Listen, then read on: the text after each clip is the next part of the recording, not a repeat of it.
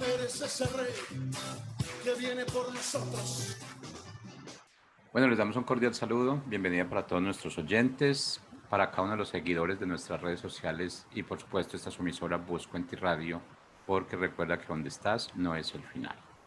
Continuando con nuestra programación para este día, vamos con la presencia de Eduardo Villegas en su segmento Para Vivir. Así que, Eduardo, gracias por su tiempo. Bienvenido, ¿cómo está? Hola Jorge, encantado de estar acá como cada semana. Me encanta este programa. Creo que el primer bendecido soy yo cada vez que lo estoy preparando. Pero un segundo acá. Hay una famosa fábula de un granjero chino, ¿verdad? Se dice que hay un individuo que era un poco pobre y tenía solo un caballo y vivía en una aldea en China. Y un día el caballo se escapó, dejó abierta la puerta del tranquero y se le fue. Y vinieron los vecinos a decirle: oye, qué mala suerte, se te fue tu caballo. Y él decía: mala suerte, buena suerte, veremos. A la semana regresa el caballo con otros 10 caballos salvajes que consiguió en la selva y se los trajo, en el campo, perdón, y él cierra el tranquero, están allí y llegan los vecinos inmediatamente a decirle: wow, qué buena suerte, ahora tienes 11 caballos. Y él dice: buena suerte, mala suerte, veremos. A los pocos días, el hijo de 18 años por allí tratando de domar uno de los caballos, se cae y se parte bastante una pierna. Y los vecinos vienen y le dicen: caramba, qué mala suerte que tu hijo se cayó del caballo. Él dice: mala suerte, buena suerte, veremos. A los pocos días llegan del departamento de conscripción, llegan soldados a reclutar a todos los jóvenes de la aldea porque hay un rumor de guerra y se lo van a llevar para prepararlos para la guerra. Y al hijo del granjero no se lo llevan porque tiene la pierna rota. Entonces vienen los amigos y dicen: oye, qué bueno que no se lo llevaron por la pierna rota. Qué buena suerte. Y él dice: buena suerte, mala suerte, veremos. Yo soy Eduardo Villegas y este es tu programa Para Vivir por la emisora Busco en Ti. Y el mensaje de hoy se titula: todo tiene una razón. Todo es todo. Tiene una razón. En el programa anterior hablábamos del primer mártir de la Biblia, Esteban, ¿verdad? Esteban era uno de aquellos 7 meseros y nos impresionaba mucho eso la semana pasada, cuando los apóstoles eran quienes servían en la mesa.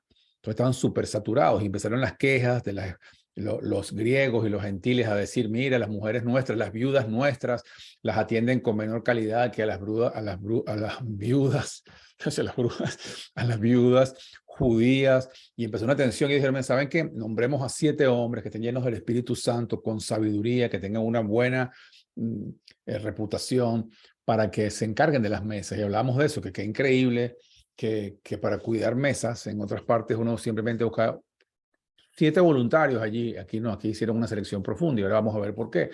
Uno de estos meseros, por decirlo así, era Esteban, pero era un hombre poderoso en la palabra. Y un día se le presenta la oportunidad de confrontar a un grupo de judíos muy radical, y él empieza a contar toda la historia desde el principio de los tiempos, ¿verdad? Desde el principio del judaísmo, tiempos de Abraham, etcétera, y los confronta porque mataron a Jesús, pero lo dice con amor, pero los confronta y ellos se enojan.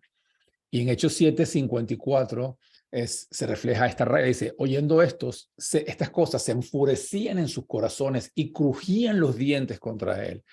Pero Esteban, me encanta eso, ¿no? Imagínense, es fácil leerlo rápido, pero imagínate una multitud de gente que estén, un montón de hombres enojados contigo, crujiendo sus dientes, que te quieren atacar. Obviamente te van a atacar físicamente, pero Esteban, me encanta ese pero Esteban, porque está con Dios. Hay un salmo que dice: aunque contra mí se levante guerra, yo estaré confiado. Aunque un ejército acampe contra mí, no temerá mi corazón. Hay una paz que es sobrenatural, que no depende de las circunstancias. Porque dice: pero Esteban, lleno del Espíritu Santo, puesto los ojos en el cielo, vio la gloria de Dios y a Jesús que estaba a la diestra de Dios. Wow. O sea, en medio de la situación tan difícil, él levantó los ojos y vio a una imagen de Dios y al lado a Jesucristo. Y eso le quitó toda preocupación por lo que estaba pasando. Estaba en otra dimensión, estaba en lo espiritual ya. Y entonces él afirma algo que pudiera haber atenuado a sus enemigos, pero por el contrario los enojó más. Dijo: Él dijo, he aquí veo los cielos abiertos y el Hijo del Hombre que está a la diestra de Dios. A ninguno de sus atacantes se le ocurrió pensar, oye, pero como este hombre en este momento piensa en esto, ¿será que tiene razón? No, sino que se ensañaron más. Y dice, entonces ellos, en el verso 57, dando grandes voces, se taparon los oídos, ¿no? Como que no queremos oír más estas blasfemias, y arremetieron a una contra él, echándole fuera de la ciudad, le apedrearon. Primero lo desnudaron, porque dice que pusieron sus ropas a los pies de Saulo, y apedrearon a Esteban mientras él invocaba y decía, Señor, recibe mi espíritu. O sea, pareciera que él estaba en paz. Y dice, y puesto de rodillas, por supuesto, por las pedradas, clamó a gran voz diciendo, Señor, no les tomes en cuenta este pecado. De eso hablamos la semana pasada, pero es impresionante nuevamente resaltarlo, porque eso fue lo que Jesús dijo en la cruz. Padre, perdónalos porque no saben lo que hacen. Aquí vemos un hombre siendo apedreado por religiosos radicales que no están entendiendo la mente renovada de Esteban, y sin embargo, él ora por ellos. Y la Biblia dice que durmió, como también explicamos la semana pasada. Él durmió. En Cristo, los que mueren en Cristo no mueren, solo duermen por un tiempo. Entonces, cuando uno ve una situación como esta, uno dice, pero qué injusticia. Pero pareciera que desde el punto de vista espiritual, la visión que él tuvo desde arriba como que es diferente. Hay cosas que vemos en la tierra, decimos, alguien mataron, violaron acá, asesinaron, qué injusticia. Pero pareciera que desde otra perspectiva, primero, tiene una razón, yo te voy a explicar cuál es. Y segundo, las cosas se ven diferentes, porque si Esteban tiene una visión del cielo, él sabe que lo están matando, pero está viendo a Dios. Y él sabe que va a ser libre de eso. Entonces el dolor del cuerpo es unos segundos, que va a estar en unos minutos quizás de agonía física. Pero Dios lo llena de una manera que él puede hablar y puede decir, Señor, recibe mi espíritu, me están hiriendo, pero no les tomes en cuenta este pecado. O sea, él estaba en otra dimensión. A mí me parece hermoso pensar que los creyentes muramos así. Uno piensa en la muerte con tanto miedo. No con tanto miedo, sino que es que no sabemos qué viene, ¿verdad? Pero la Biblia nos dice que los que somos de Dios tenemos la esperanza que vamos a ser recibidos. Es una suerte de nuevo nacimiento en Cristo, ¿verdad? El escritor Tertuliano de principios de esta era, a finales del siglo I, creo, él dijo, la sangre de los mártires es la semilla de los cristianos. La sangre de los mártires es la semilla de los cristianos. En otras palabras, mientras más los matan, acuérdense que Herodes hizo una persecución, quemó gente, mientras más destruyes, más se fortalecen. Lo mismo pasó en Egipto, cuando después de los tiempos de José, vino un rey que ya cuando murió José y todo, vino un rey que no conocía o que no reconocía a José y empezó a esclavizar al pueblo. Y cuando se dio cuenta que el pueblo de Israel era muy grande, dijeron, no, estos tipos están aquí libres entre nosotros, nos pueden un día sacar de nuestro propio trono. Mejor hagamos una cosa, instruyamos a las mujeres a que maten a todo varón, todo niño, todas las parteras. Cuando nazca un niño varón, mátenlo, y cuando nazca niña, déjenla vivir. Pero ellos no lo hicieron. Y la Biblia dice en Éxodo 1:12, pero cuanto más los oprimían, Éxodo 1:12, tanto más se multiplicaban y crecían, de modo que los egipcios temían al Dios de Israel. En otras palabras, las amenazas que ocurren parecen que son para destrucción, para muerte, pero hay algo que los defiende. Cuando viene la presión, cuando viene la dificultad, hay alguien que se llama Jesucristo, que está allí con su palabra, con su poder, poniendo orden. Y para continuar la historia de la semana anterior, pasamos ahora a Hechos 8. Y dice, y Saulo, que después fue Pablo, consentía en su muerte. Me pareció muy bien que mataran a esa gente. Y dice, en aquel día hubo una gran persecución contra la iglesia que estaba en Jerusalén, y todos fueron esparcidos por las tierras de Judea y de Samaria, salvo los apóstoles.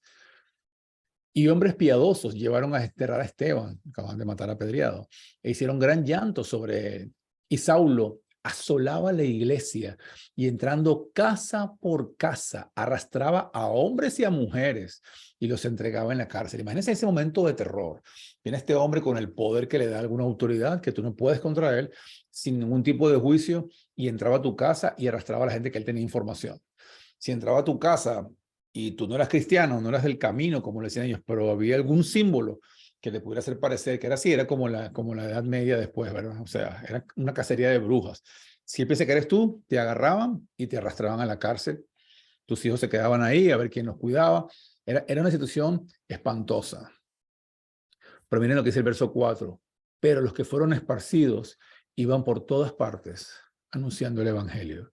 Qué interesante. Dice que los apóstoles, lo que vamos a leer, dice, fueron todos esparcidos por las tierras de Judea y de Samaria. Samaria es una tierra donde los judíos evitaban eso. Era una tierra, los samaritanos eran subestimados por los judíos y los samaritanos odiaban también a los judíos. Era mutuo. Y la gente los judíos daban una gran vuelta en caminata para no pasar a través, cuando iban del norte al sur de Israel, para evitar pasar por Samaria. David tuvo la samaritana, donde Jesús unos años antes o unos meses antes, no sé cuánto tiempo, Jesús le habló a la samaritana y Jesús tuvo 2 días con los samaritanos. Bueno, ahí se quedaron ellos, muchos conocieron del Señor, muchos creyeron en Jesús, Jesús sigue su camino, no sabemos qué pasa allí, Jesús es resucitado. Y cuando esto pasa, la presión, el acoso, la obsesión de Saulo, la persecución, los asesinatos, este apedreamiento de Esteban, que uno dice, pobrecito, ¿por qué le hicieron esto? El primer mártir, ¿por qué a un muchacho joven le caen a pedradas y lo matan de una forma tan dura? Pero hasta ese momento, todo el mundo pensaba, o sea, el foco estaba en Israel. Y cuando esto ocurre, la gente se empieza a esparcir, dice, fueron esparcidos por las tierras de Judea y Samaria. Empezó a ensancharse la gente. Y en el verso 4 dice, pero los que fueron esparcidos iban por todas partes anunciando el evangelio. O sea, el ataque al centro, a Jerusalén, para destruir el evangelio solo produce que se ensanche y que se extienda. Y luego dice, entonces Felipe, ¿adivinen quién era Felipe? Otro de los 7 meseros, era compañero de Esteban. Felipe, descendiendo a la ciudad de Samaria, les predicaba a Cristo. O sea que así como Esteban fue el primer mártir, eso disparó a Felipe, el primer evangelista, el primer que anunciaba las buenas nuevas fuera de Jerusalén. Son las cosas que tenemos que aprender a observar porque Dios obra en lo invisible, son cosas que no son tan notorias. Dice, y la gente unánime, la gente de Samaria, escuchaba atentamente las cosas que decía Felipe. Qué interesante. Oyendo y viendo, o sea, estaba lleno del Espíritu Santo, de las señales, oyendo y viendo las señales que hacía. Porque de muchos que tenían espíritus inmundos, salían estos dando grandes voces, y muchos paralíticos y cojos eran sanados. Así que había gran gozo en aquella ciudad. ¿En cuál ciudad? En Samaria. La muerte de Esteban dispara el ensanchamiento del evangelio. Y la muerte de Esteban, a pesar de lo cruda e injusta que puede ser desde nuestra perspectiva, fue adelantarse y entrar en la presencia de Dios, viendo al Señor y viendo a Cristo a su diestra, y terminó clamando por la gente que lo estaba matando. Solamente un nivel superior espiritual, solamente estando llenos del Espíritu Santo, podemos actuar así. Y uno dice, bueno, pero qué hermosa historia, pero eso sigue pasando hoy. En mi país, Venezuela, yo salí de Venezuela en el año 2001, o sea, tengo 21 años fuera del país, más de 21 años fuera del país, casi 22. Sin embargo, hay muchos más creyentes ahora. ¿Por qué? Por la opresión política, por la injusticia, por la tiranía. La gente despierta y empieza a buscar a Jesús. Cuando estaba vivo el Shah de Irán, eso fue antes del 79, porque en el 79 a él lo derribaron. El país de Irán era un país completamente capitalista, era un reinado que había. El Shah era una suerte de rey. Y en ese tiempo se podía predicar, no había tolerancia religiosa. Y se calcula que había unos 10.000 creyentes en Irán. En el 79 cae ese régimen, se montan los políticos, los religiosos, ¿cómo se llaman? Los ayatolá, y comenzó una historia allí de opresión y convertirse todo islámico, es la República Islámica de Irán, etcétera. Creo que se llama así. Pero todo está guiado por lo religioso, no por la relación con Dios, sino por lo religioso. Y empieza una persecución. En Irán no puede haber un cristiano. Y yo tuve la oportunidad, la suerte de que una oportunidad estuve acá en el año 2009, y acá a los Estados Unidos vino a nuestra iglesia, vino un pastor que era iraní-americano, americano-iraní. Y él contaba, él estaba predicando en Irán underground, escondido, porque si lo descubrían lo mataban. Y viene a esta iglesia, nos cuenta su experiencia y nos cuenta que ya hay unos 200.000 creyentes en Irán. Eso fue en el 2008, 2009, por allí.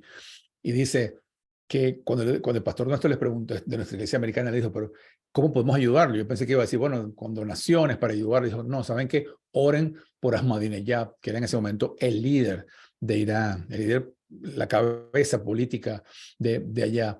Dicen, porque cada vez que él habla, hoy oren por él, que siga hablando, que tenga buena, que como por protección, oren por él, porque cada vez que él habla su mensaje de odio y que vamos a destruir a Israel y no sé cuánto, más personas se convierten al evangelio. Y él es el que nos da la cifra, dice, cuando en los tiempos del Shah habían 10.000, ahora hay 200.000. Y hace unas semanas atrás estaba viendo unas estadísticas y se calcula que hoy en día, 14 años después, se calcula que en Irán hay 1 millón de creyentes. Y mientras en muchas escuelas, en muchos lugares están enseñando o a diario maldicen a Israel, hay un grupo escondido que todos los días bendice a Israel. Porque bajo la opresión, bajo el dolor, bajo la injusticia, Dios hace sus obras. Cuando el Dios le da espacio al diablo para algo, es porque él va a obrar allí. Yo tengo un ejemplo todavía más cercano. Unos grandes amigos míos de Guatemala, hace muchos años, cuando estaba yo allá, también en esa época, 2006, 2007, su nena Kimberly, yo le pedí autorización para mencionar su nombre y ellos con toda confianza me lo permitieron. A los 6 años, ella fue diagnosticada con un tumor cerebral y pasó por un proceso que nos unimos en oración, la conocimos, estuvimos en el grupo, intercediendo, toda la iglesia, todo un movimiento.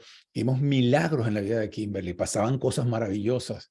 Sin embargo, Kimberly durmió, no quiero decir murió, porque no murió, durmió. Y uno dice, pero ¿por qué esta nena de 6 años? Yo me acuerdo en el funeral, cuando uno ve una urna así pequeñita, es una de las cosas más duras que hay, ¿verdad? Y envío mis sentimientos a todo el que ha perdido un hijo, porque debe ser la cosa más dura que uno puede vivir, me imagino. Sobre todo con una criaturita tan pequeña. Pero durante el funeral incluso, un amigo mío, Guillermo, estuvo predicando y hablando. Y para hacer una larga historia corta, el punto es que los padres se pusieron a servir a Dios. Luego la tía, luego la abuelita, se fueron convirtiendo y convirtiendo, al punto que este matrimonio se hicieron nuestros compañeros de ministerio en la iglesia que íbamos en Guatemala y empezaron a servir junto con nosotros. Y tenemos retiros cada trimestre. Y este testimonio de lo que pasó con esta niña impactaba a mucha gente. Ellos comenzaron a hacer un evento en un hotel muy, muy importante de la ciudad de Guatemala. Empezaron a hacer un evento cada año, cuando se cumplía un año, un aniversario más de la muerte de Kimberly o del que partió a dormir Kimberly. Ellos organizaban, ellos apoyaban en un evento y en ese evento, cuando estuve allí una vez, me dijeron que por favor dieran unas palabras. En ese evento se llenaba de gente. Ellos invitaban a las personas que habían perdido hijos también. Pero la parte más impresionante para mí fue una oportunidad en que yo estoy hablando, un grupo como de, no recuerdo bien, pongámosle 200 personas. Cuando estoy hablando, alguien abre la puerta de la sala, entra así como azorado y cuando me ve, estoy como confundido, pero cuando se va a volver, se queda, tiene un paquete en la mano y se queda pensando y cierra la puerta y se queda ahí de pie. Y yo sigo hablando lo que Dios me dijo que dijera, lo que yo sentí que debía decir en ese momento. Termino de hablar y el hombre se me acerca y y me dice, yo no entiendo esto. Yo vine a entregar este paquete en otra oficina y me equivoqué y entré aquí. Y cuando entré aquí, usted estaba hablando de los que han perdido sus hijos. A mi hijo de 18 años me lo mataron hace un mes, me dice él. Y yo, wow, esto no puede ser casualidad. Y dice, pero las palabras que usted dijo y lo que aquí veo me da esperanza. Y yo empecé a llevarle el evangelio, empezamos a conversar un rato y este hombre acepta a Cristo, se quebranta, se pone tan feliz, entiende que no pudo haber sido una casualidad, etcétera. Y después que ya se está despidiendo, se devuelve y me dice, uy, una cosa que le quiero decir. Yo soy ignorante, yo no tengo mucha educación, pero saben que en el sindicato que yo trabajo, yo una vez al mes le hablo como a 2.000 personas y saben que yo voy a empezar a hablar de Jesús. Entonces yo decía, wow, esta nena partió, pero esta nena era impresionante, Kimberly, porque ella decía que había visto a Jesús, le ponía música, tenía los signos de vitales debilitados y le ponían una música cristiana y se mejoraban. O vimos cosas maravillosas. Una vez estaba muy mal, oramos y se fue a su casa. Pero es como que Dios nos mostró, yo estoy haciendo milagros con ella, pero ella tiene que partir. Y al final, su partida fue diferente. Había una gran tristeza y no quiero quitarle ni una fracción a eso, pero había algo que sostenía el ambiente. Había una presencia y los padres me lo dijeron y lo siguen diciendo, sigo en contacto con ellos después de tantos años. De hecho, ya tienen otro hijo que nunca supiera la primera, pero que también es parte del proyecto de Dios. Y, y es impresionante cuando las consecuencias de eso, porque sus padres estaban apartados de Dios, estaban en otros intereses, quizás tuvieran una vida normal y dijeran, qué maravilla, estuviera la nena viva, tendría ahorita la edad de mi hija, de hecho, que tenía, por eso me impactaba tanto en esa época, tendría ahorita 21, 22 años, y sin embargo, cuando uno observa desde afuera dice, pero espérate, la nena está en la presencia, ella durmió y se fue con el Señor en paz. Dios se encargó del proceso y además de eso, todo el impacto que ha tenido, quizás, digo yo, desde los ojos espirituales del cielo, es algo completamente diferente. Por eso yo creo que todo tiene una razón, todo ocurre por una razón. Romanos 8:28 dice, y sabemos que a los que aman a Dios, todas las cosas les ayudan a bien. Y esto es una frase que es muy repetida, ¿verdad? Pero los que aman a Dios son sus hijos, porque Jesús dijo que el mandamiento más importante era amar a Dios sobre todas las cosas, con toda tu mente, con toda tu fuerza, con todo tu corazón, con toda tu alma. Entonces, si tú amas a Dios, también amas a la gente, porque Jesús dijo, el que me ama, guarda mis mandamientos. Y Juan dice que el que dice que ama a Dios y no ama a su prójimo es un mentiroso. O sea, que cuando amamos a Dios, amamos a la gente que Dios creó. Entonces, si tú eres creyente, dice, todas las cosas te ayudan a bien, a los que conforme a su propósito son llamados. O sea, si tú has aceptado a Cristo en tu corazón, o si quieres hacerlo, te invito a hacerlo, significa que Dios te está llamando a un propósito, a su propósito, no al mío. Entonces, por eso las cosas, por eso los planes de los padres de Kimberly, Ángel y Sabrina, en sus planes no estaba que su hija partiera. Por supuesto que no, que tuviera un cáncer. ¿Quién tiene eso en su mente? Pero estaba conforme al propósito de Dios. Y dice, pero es que Dios le quiso matar. No, es que hay un propósito en las dificultades. Muchas veces, vamos a estar claros, la mayoría de las veces, nosotros les abrimos las puertas al diablo, le abrimos las puertas al pecado, o tomamos malas decisiones. En vez de elegir el bien, elegimos el mal. En vez de elegir la bendición, elegimos la maldición. En vez de elegir la vida, elegimos la muerte, porque somos así los seres humanos. Sin embargo, yo he aprendido que cuando uno en un momento de eso se arrepiente, invoca a Cristo y dice, Señor, ayúdame, metí las patas, y uno se pone a cuentas con Él obra, y aún en las circunstancias muy difíciles Él puede intervenir. Él convierte las amenazas en oportunidades, las desgracias, Él siembra como la sangre de los cristianos es la semilla del evangelio, es la semilla de su palabra. Nosotros tenemos que entender que somos parte de algo mucho mayor que nosotros. El mundo no gira sobre nosotros, no se trata de ti, no se trata de mí, se trata del reino de los cielos. Cuando Pablo ya está para morir y dice, estoy listo y yo cumplí toda mi misión, yo puedo partir, quiero partir con el Señor. Sin embargo, estoy aquí todavía por el bien de ustedes. Santiago 1:2 dice, hermanos míos, tened por sumo gozo cuando os halláis en diversas pruebas. ¿What? ¿Cómo es la cosa? No que tenga gozo, sumo gozo, el mayor de los gozos. Usted súper feliz porque estoy no en una, sino en diversas pruebas. Que esto es un chiste. No, no es un chiste, es la perspectiva divina. Porque dices, porque la prueba de vuestra fe produce paciencia, porque en el dolor, en el sufrimiento, tú operas de acuerdo al reino de los cielos. Estamos tan enceguecidos por lo del mundo que a veces necesitamos dificultades para enfocarnos profundamente en lo que es. No podemos tener el evangelio de Thomas Jefferson. Thomas Jefferson fue el tercer presidente de los Estados Unidos y él tomó los evangelios y dijo, bueno, me hace sentido todo excepto los milagros y alguna cosa que no le gustó. Y mandó a su asistente a que reescribiera los 4 evangelios, pero le tachó lo que a él le pareció inapropiado y tenía su propio evangelio, el evangelio de Jesús según Thomas Jefferson. O sea, yo tomo lo que me gusta de Dios y saco lo que no estoy de acuerdo. No podemos vivir así. Tenemos que entender, Jesús dijo, en el mundo tendréis aflicción, pero ánimo, yo he vencido al mundo, yo tengo un plan más grande, yo vencí por ustedes, pero hay circunstancias que hay que confrontar. Jeremías 29:11 dice, porque yo conozco, yo sé los pensamientos que tengo acerca de vosotros. Otra versión dice, los planes, los propósitos que tengo acerca de vosotros. Pensamientos de paz y no de mal. Me encanta porque dice, yo sé los pensamientos que tengo. O sea, tú no los entiendes, pero yo no estoy aquí jugando y probando y tratando, ¿verdad? Ensayo y error. No, no. Yo sé los pensamientos que tengo. Yo sé que te voy a sacar adelante. Yo sé que tuya es la victoria. Yo sé que vamos a vencer a Satanás. Yo sé que esa enfermedad puede ser vencida.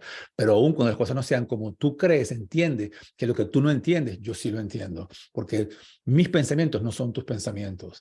Así como están lejos los cielos de la tierra, así están mis pensamientos de los tuyos, dice el Señor.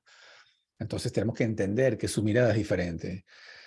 Abraham fue padre a los 100 años, con una esposa estéril que tenía 90. O sea, ¿what? No pasó en la juventud, pasó en una época. ¿Por qué? Porque iba a ser el padre de la fe. José estuvo esclavo, fue apresado injustamente, sufrió tantas cosas, pero en ese proceso aprendió la legislación en la cárcel, aprendió la cultura para ser mayordomo en una casa de un egipcio, aprendió el idioma, se estaba preparando. Parecía una gran injusticia, pero ese sufrimiento tenía una razón.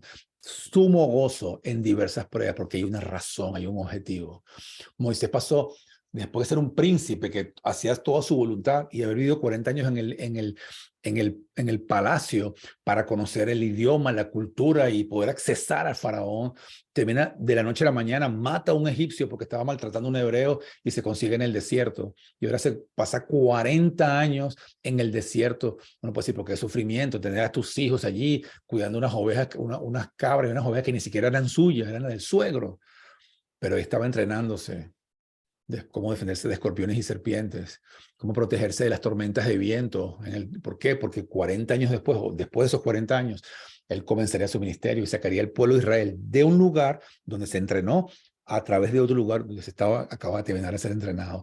Todos los 80 años de experiencia tenían una razón. Todo tiene un propósito.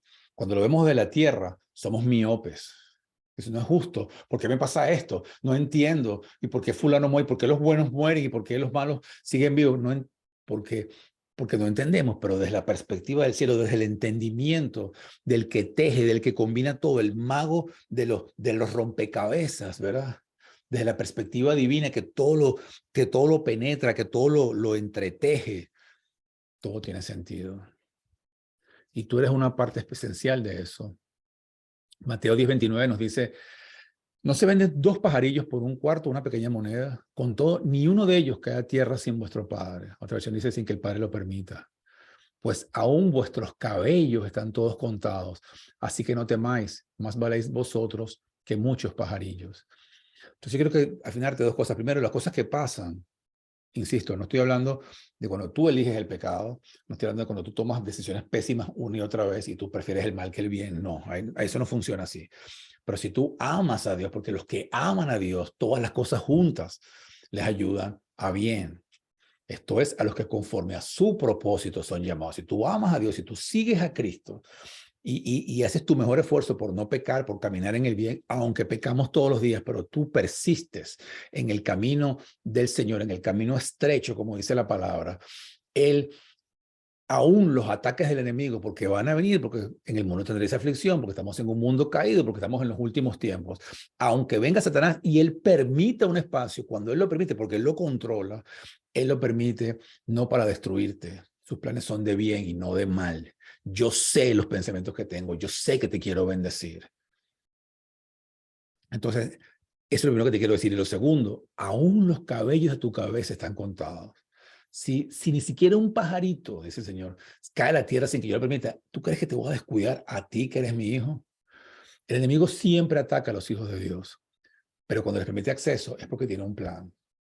Incluso cuando nosotros le damos acceso a Satanás y luego y metemos las patas y como hijos de Dios nos arrepentimos, Dios interviene, transforma la situación y ejecuta su plan.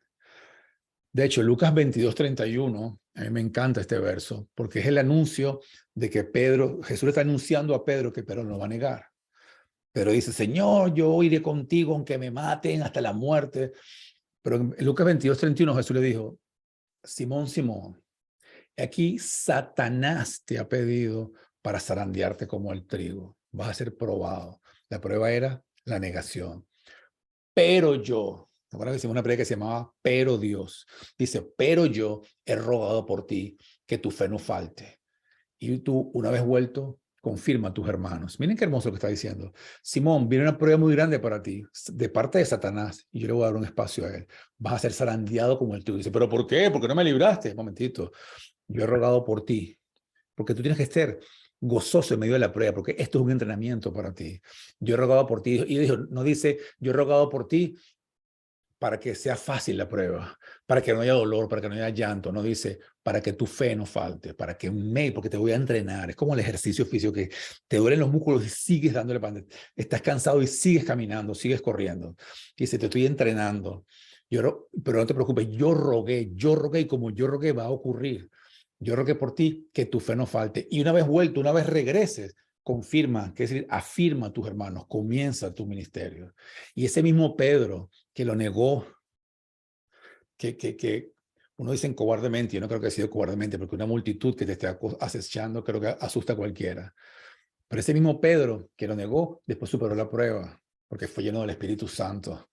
Y el primer día, y después de Pentecostés, y después que sanó a un paralítico, dice en Hechos 2:41, así que los que recibieron su palabra, los que oyeron lo que Pedro dijo, Pedro dio un mensaje, un sermón, el primer discurso, dice la Biblia, el primer discurso de Pedro, dice, y así que los que recibieron su palabra fueron bautizados, y se añadieron aquel día como 3,000 personas. O sea, el Pedro que tuvo miedo y huyó de la gente y negó y maldijo a Jesús, dijo, le juro por Dios que no conozco a ese hombre. Ese mismo Pedro, porque Jesús había orado y porque Jesús estaba haciéndole seguimiento, dijo que tu fe no falte. Su fe le recuperó, vio a Jesús resucitado, fue lleno del Espíritu Santo, o sea, estaba vuelto y decide confirmar a sus hermanos. Y en una prédica de un rato, quizás una hora hablando, se convirtieron 3,000 personas. Una mega iglesia en un sermón. ¿Ok? Ese es el poder de las pruebas. Ese es el poder, es preparación y es bendición. No le pidas a Dios que te saque de las pruebas, de los que te ayude a avanzar, porque aunque tú no entiendes lo que está pasando, todo tiene una razón. Lo que tú estás viviendo tiene una razón, pero no lo veas desde tu punto de vista miope. Tú eres parte de algo mayor. Dios está orando y se va a glorificar a través de ti si tú eres su hijo. Si no lo eres, te invito a que invites a Cristo a tu corazón. Yo soy Eduardo Villegas y este fue tu programa Para Vivir. Hasta la próxima semana y que Dios te bendiga.